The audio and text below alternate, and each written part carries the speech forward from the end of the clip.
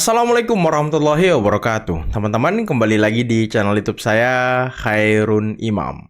Gimana nih kabar kalian? Semoga kita semua selalu diberi kesehatan, kemudahan, dan juga limpahan rezeki dari Yang Maha Kuasa, teman-teman ya. Nah, di video kali ini kita akan melihat sebuah tayangan yang sangat-sangat luar biasa, di mana Prof. Mahfud MD, salah satu anggota tim percepatan reformasi Polri bentukan Presiden Prabowo Subianto, memberikan pesan yang sangat tegas, yang nyelekit, yang sakit kepada trio RRT atau teroris Tiva, Roy, Rismond, bahwa mereka bertiga ini harus berani masuk bui. Waduh. Apakah ini tanda-tanda kalau mereka ini akan kalah di pengadilan, teman-teman? Nah, selain itu, kita juga akan melihat sebuah tayangan di mana salah satu penasihat ahli Kapolri, yakni Bapak Arianto Sutadi, juga bingung kepada penasihat hukum dari Roy Suryo yang bernama Ahmad Khozinuddin, yang sampai detik ini masih berharap dengan SP3 atau penghentian penyidikan. Ya, mungkin ini senada dengan apa yang dikatakan oleh Rizal Padilla yang juga minta SP3 atau minta kasus ini dihentikan.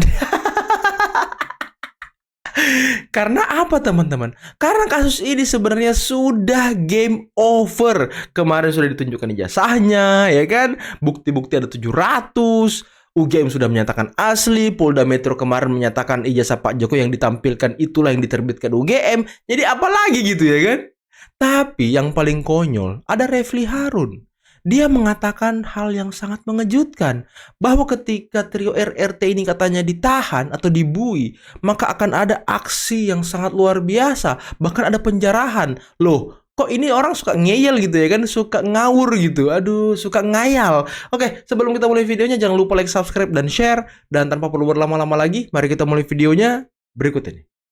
Tapi sekarang Pak, kalau dari sudut hukum, dari sisi Bapak misalnya gitu, sudah diperlihatkan yang ijazah aslian tadi, apakah itu secara hukum memang sudah tipis peluang bagi mereka tersangka itu untuk menunjukkan ya ininya? Kalau bagi saya sih, ya secara kalau memang kita tuh kalau kasus ini pure daripada kasus pidana ya Pak ya, itu ya sudah nggak akan mungkin lagi ada ini bukti 700 mau dikonter dengan gimana sih Pak? Udah, kan dan buktinya itu kan alat buktinya otentik. Iya, Pak. dan saya juga dengar dari pengacaranya Mas Khozinuddin itu masih ngomong soal SP3 gitu kan. Nah itu kan, apakah mungkin itu Pak dengan kondisi yang kayak gini sekarang? Buktinya sudah itu, ratusan, ijazahnya sudah ditampilkan. Statement itu satu-satunya omongan yang hanya yang bisa disampaikan oleh dia sebagai Pak advokat yang handal. Iya, tapi secara hukum sih kayaknya ya bisa, kalau ya. saya tidak bisa menilai, tanya advokat yang lain lah kira-kira suruh menilai dia tuh dalam kondisi kayak gitu. Pak Jamin Ginting pun mengatakan ya seperti Pak Sahabatul Silalah itu, sahabat yang ngomong ya kemungkinannya berat banget lah, ibarat apa sepak bola udah 6-0, ada yang ngomong gitu kan. Iya, ada benar. 6-0. Jadi kalau secara teoritis ya sangat kecil kemungkinannya Pak. Wow, sudah 6-0 kasusnya game urusan over. Tiva, urusan Rismond. Tetapi masa depan bangsa ini yang dipertaruhkan, bukan sekedar Suryo Tiva. Apa yang mungkin terlalu gaduh di telinga kita ya. Kita enggak terlalu ini, tapi hukum rusak kalau hanya karena itu tanpa ditunjukkan aslinya, dikatakan Anda nyebar berita bohong, Anda tidak pernah melihat aslinya lalu mengatakan ini palsu. Ya yang punya dong yang harus menunjukkan aslinya. Baru dia dikatakan memfitnah, wong dia punya yang asli kok. Dan udah ditunjukkan. Alhamdulillah Pak Jokowi seminggu lalu ya sudah diwawancara televisi, diwawancarai oleh Friska Clarissa. Saya akan tunjukkan di pengadilan. Nah itu bagus. Tunjukkan, nanti dibuktikan secara forensik. Kalau enggak, trio RRT itu ya harus berani masuk penjara. Itu risiko dari setiap perjuangan. Harus dengan gagah, ya saya salah, saya minta maaf tapi tidak minta dibebaskan. Harus begitu dong kalau memang ini. Tapi harus buktikan gitu, ya kan? Aslinya. Kalau hukum mau bagus harus mulai dari sini nih. Kita jujur kepada semuanya. Roy Suryo, RRT dan yang lain itu harus jujur. Siap, saya ini berbohong dan sebagainya. Tapi juga jaksa dan hakim harus. Ini kan masalah sepele sih, tidak ada uangnya. Gitu loh, bukan korupsi. Jadi mari kita tegakkan hukum dengan benar kalau ingin negara ini menjadi negara hukum. Saya tetap pada posisi menganggap peran UGM sudah cukup. UGM sudah menyatakan UGM sudah mengeluarkan ijazah Jokowi dan saya nyatakan itu benar. Titik. Enggak, ini kan soal bangunan politik dan ketatanegaraan antara Prabowo dan rezim sebelumnya. Apakah dia bisa pisah melalui kasus ini? Dan kalau kasus ini kemudian kita bisa buktikan ijazah palsu dan rakyat diyakinkan, saya khawatir jangan-jangan ya, ini tidak provokasi ya. Tidak provokasi. Saya mengkhawatirkan jangan-jangan kemudian muncul penjarahan-penjarahan, jadi jangan-jangan. Anda bisa bayangkan kan, tiba-tiba ada kemarahan rakyat, tiba-tiba Medan digeruduk, Berapa kemudian sih masa kalian? Kantor sebuah partai yang ada gajahnya digeruduk misalnya. Apa partai apa itu ya? Nggak tahu. Oke. Iya. Kemudian Iya. Solo digeruduk karena rakyat merasa bahwa selama ini mereka ditipu. Oke. Nah, itu yang saya kira yang mereka takutkan. Maka tidak hanya soal ijazahnya yang kemudian terbukti, maka rezim ini akan hancur. Dan menurut saya multiplier efeknya adalah pada reformasi Suka ngayal orang-orang ini ya. formasi terhadap aliansi-aliansi politik yang ada. Ya. Termasuk juga saya kira kabinet-kabinet akan diubah total. Oke. Jangan-jangan ada perubahan fundamental yang Ngayal kemudian kau, apa terus yang Anies ada presiden format hari gitu. ini akan berubah Ngayal drastis. kau. Saya kira itu yang ingin saya sampaikan. Oke. Mas. Lihat langsung saksi ahlinya. Mbak, kan ada mekanisme, ada hukum acara. Mereka kan ingin menderabas semua nih. Kita nggak bisa melayani hasrat mereka, Mbak. Nggak bisa. Yang benar adalah, oke, beliau masuk ke dalam, Pak Risman masuk ke dalam materi. Bukan domain kami. Itu penyidik. Kan gitu. Maka kita buktikanlah di pengadilan. Kan begitu. Dan satu hal, tidak mungkin seorang tersangka disuruh membuktikan analisanya sebagai dasar pembuktiannya. Ya kacau dunia ini. Tersangka kok disuruh saya membuat tools seperti ini, itu nonsen, nggak bisa dipakai. Yang pasti kita memiliki hukum positif. Laboratorium Forensik Republik Indonesia memiliki standar operasi prosedur. Mereka sudah menyampaikan secara terbuka konversi pers, tadi kita dengar, melakukan analisa terhadap ijazah asli. Yang tadi Pak Rismon sampaikan tidak pernah, saya challenge, tidak pernah dia menerima ijazah asli dan melakukan penelitian terhadap ijazah asli. Yang lain-lain yang dia lakukan dalam prasangka-prasangka dia silahkan. Makanya kita bilang tadi, kita jangan masuk ke dalam domain penyidik, masuk nanti ke dalam pengadilan, silahkan. Itu mereka memilih hak nanti kalau mereka mau. Dan tentu ada tata caranya, semua ada hukum acara. Ijazah Pak Jokowi udah ditunjukin loh ya. Udah. Gimana? Betul. Minta ampun nggak? Hah? Indonesia ini negara hukum. Semua sama di mata hukum. Mau presiden, mau wakil presiden, mau rakyat, mau pakai rompi bahkan, semuanya akan lewati proses hukum jika berperkara. Tapi jujur ya, ini lucu juga. Bertahun-tahun membahas ijazah Pak Jokowi, tiba-tiba ditunjukin aslinya. Suasana langsung kayak ribut-ribut di grup WA, saling tuduh, tiba-tiba ada yang ngirim screenshot asli, semuanya langsung leave grup. Proses hukum harus tetap berjalan, karena hukum bukan untuk mencari pembenaran ego, tapi mencari fakta kebenaran. Semoga kasus ini cepat selesai agar bangsa kita tidak lagi membahas soal panci. Maksudnya membahas soal ijazah Pak Jokowi. Karena kalau semua bukti sudah keluar, tapi masih nggak percaya, itu bukan lagi kritis namanya. Itu namanya keras kepala berjemaah. Pak Haswan, banyak kebohongan pada gelar perkara khusus katanya.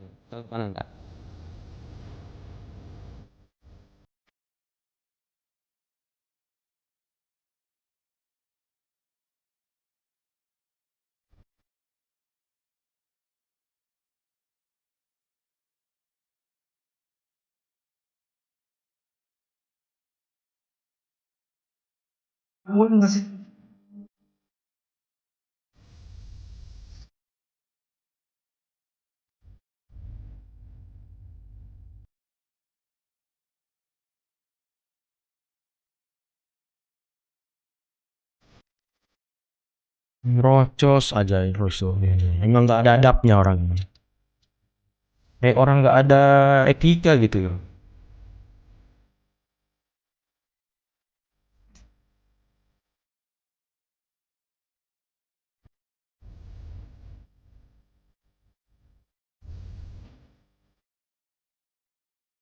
Nggak usah bohong, kau yang bohong setiap hari ya kan, kalau ijazah Pak Jokowi.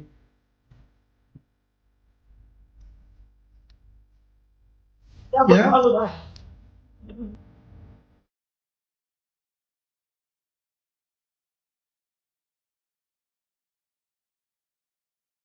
susah ya ngomong sama orang yang sudah agak konslet ya kan.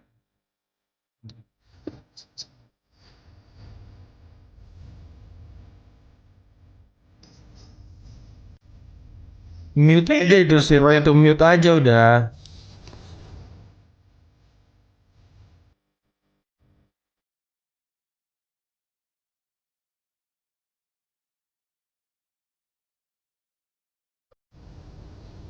Protes aja kerjanya. Komentar tentang hasil gelar perkara khusus, yang mana apa yang diteriakin mereka dari kemarin, tunjukin dong, tunjukin. Nah udah ditunjukin masih aja, ada aja terus. Artinya memang mereka ini, kalau seorang praktisi hukum, sahabat saya Diolipa Yumara mengatakan, dasarnya memang sudah kebencian, mau dilihatin kayak apa aja tetap mereka nggak akan percaya. Psikologinya begitu. Kita aja yang bodoh mau dengerin mereka kan begitu. Gimana, Man? Sebenarnya ini kan nggak mengherankan juga. Sejak awal kan kita sudah sampaikan, kalaupun ini ditunjukkan, itu pasti tidak menyelesaikan masalah. Pasti akan dibangun narasi-narasi yang lain yang juga tetap mendiskreditkan Pak Jokowi. Dan itu terbukti kan.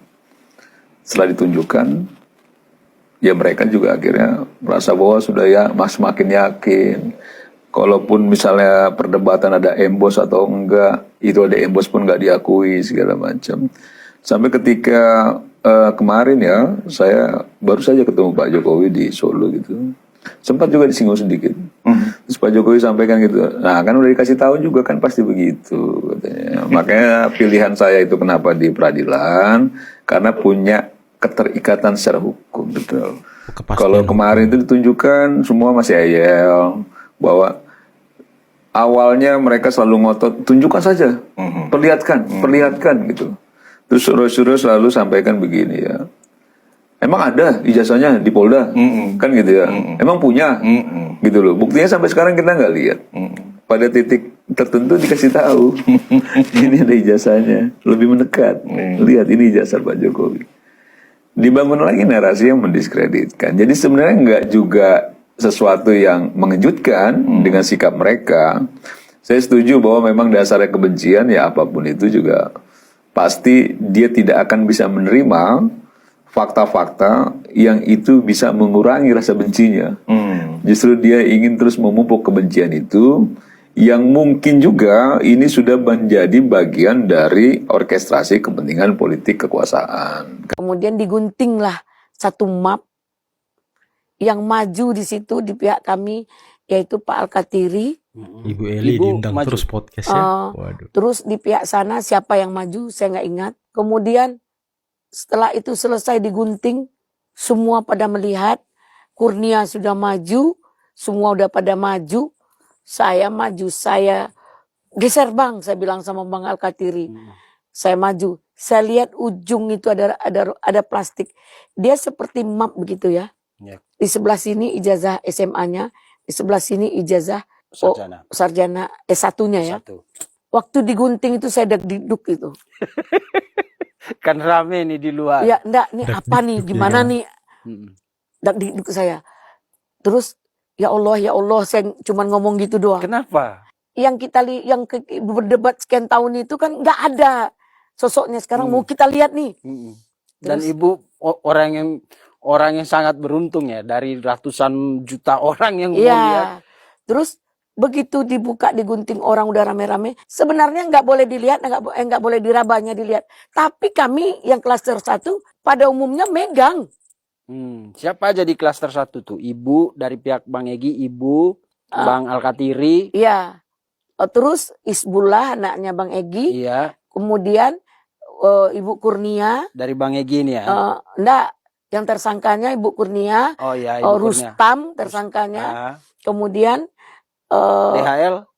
Rizal, DHL. Rizal Fadila. Kemudian juga ada si itu, siapa namanya? Si Aka itu, apa namanya? Kozinudin itu. Oh, Kozinudin ada? Ada. Ikut megang juga dia? Ikut lihat. Pokoknya dia ikut lihat, kalau megang saya nggak tahu. Yang penting banyak yang megang, hampir semua yang megang. Dia mau tutup, saya tahan dengan ujung jari saya. Itu ada robek kan. Saya tusuk dengan ujung jari saya pegang. ada apa namanya? Embos. Ada embosnya, Ada embos. Watermark. ada watermarknya, Lintasan stempel. ada. Jadi Saya melihat, saya merinding, terharu. Kemudian dipegang tangan saya oleh Ibu Kurnia. Bu Eli, kita bersyukur kita bisa lihat dari sekian juta orang. Katanya, iya ya Bu Kurnia, katanya kan.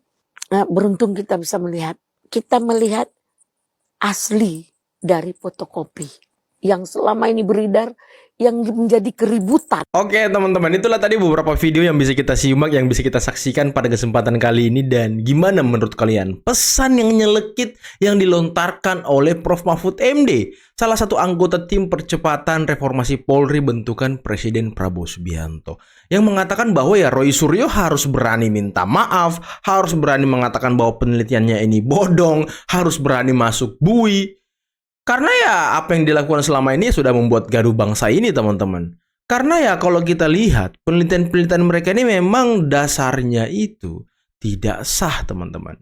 Objek penelitiannya tidak sah karena hanya diambil dari medsos, bukan dari source aslinya, bukan dari ijazah asli Pak Jokowi, bukan. Yang dia teliti apa? Source dari medsos yang tidak ada embossing, tidak ada watermarknya. Padahal ijazah Pak Jokowi yang asli ada watermark, ada embossnya. Ya Roy Suryo mengatakan walaupun kecil, ya kecil lah, orang ijazahnya udah 40 tahun ya kan. Gimana sih orang-orang ini? Dan tadi Pak Arianto tadi sampai bingung loh dengan statement dari Ahmad Kosinudin yang masih berharap SP3, yang masih berharap kasus ini dihentikan, yang masih berharap Pak Jokowi mungkin membuka pintu maaf. Pak Jokowi memang membuka pintu maaf, tapi hanya untuk segelintir orang. Khusus untuk Roy Suryo Rismontiva itu tidak ada maaf dari Pak Jokowi. Pak Jokowi akan terus sampai pengadilan agar ada kepastian hukum, dan Pak Jokowi juga ingin ijazahnya itu dinyatakan asli, biar dinyatakan asli dari pengadilan loh ya, biar ke depan tidak ada lagi orang yang ribut mengenai ijazah Pak Jokowi. Nah nanti kalau itu udah selesai, kalau misal kasus ini udah selesai, udah ingkrah di pengadilan, hakim sudah menyatakan ijazah Pak Jokowi asli, meyakinkan, otentik. Nah, kita lihat ke depan. Apakah ada lagi isu baru yang akan mereka tonjolkan? Ataukah masih berputar lewat ijazah dengan isu mungkin, hakimnya ini dikendalikan Jokowi, rezim ini masih rezim Jokowi, rezim ini masih dikendalikan Jokowi. Sama kayak omongan Refli Harun tadi, yang katanya rezim ini, rezim Prabowo ini akan runtuh jika dia tidak menjadi penengah kasus ini atau tidak keluar dari pengaruh Jokowi dalam kasus ini. Ini kan konyol. Bahkan dia lebih jauh tadi mengatakan nanti ada penjarahan, nanti ada chaos, nanti ada demo besar-besaran. Apaan sih? Orang-orang ini suka ngayal loh. Suka apa ya? Orang hukum kok tapi mentalnya mental aktivis. Apa bedanya Anda dengan Kosinudin? Anda kan selama ini mengatakan Kosinudin mentalnya aktivis, Kosinudin suka mengatakan ini itu. Ya sama aja Anda dengan Kosinudin, gak ada bedanya. Ujung-ujungnya demo, ujung-ujungnya chaos, ujungnya penjarahan. Kalau di pengadilan itu aja tuh kerjaan-kerjaan kalian. Terus rakyat marah, rakyat yang mana Repli? Rakyat yang mana? Berapa Masakau Repli? Berapa kira-kira Masakau? Masakau berapa Repli? Katanya nanti ada kantor partai digeruduk, Solo digeruduk. Berapa Masakau? 2 orang, 3 orang? Emak-emak empong itu? Orang-orang tua itu Masakau. Ya kalau itu mah untuk apa? Nggak ada kekuatan kau rakyat mana sih? Udah jangan bawa rakyat. Orang kemarin siapa namanya? Roy Suryo aja kesel ya kan, mahasiswa malah mendukung UGM, malah mendukung polisi. Ya iyalah kita mendukung polisi untuk menegakkan kasus ini. Nggak ada mahasiswa mau dengerin kalian.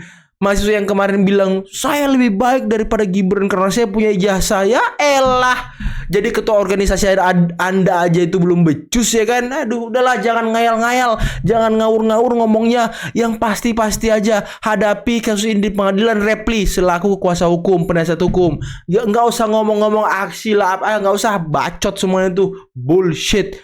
Nggak ada nilainya sama sekali. Udahlah, pertarungan itu di pengadilan bukan di jalanan bos.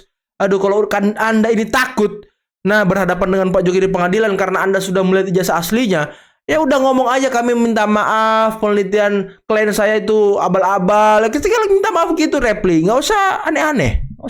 Udahlah, mungkin cukup sekian video kali ini. Jangan lupa like, subscribe, dan share videonya. Akhir kata, billahi taufiq wal hidayah. Assalamualaikum warahmatullahi wabarakatuh. Bye-bye.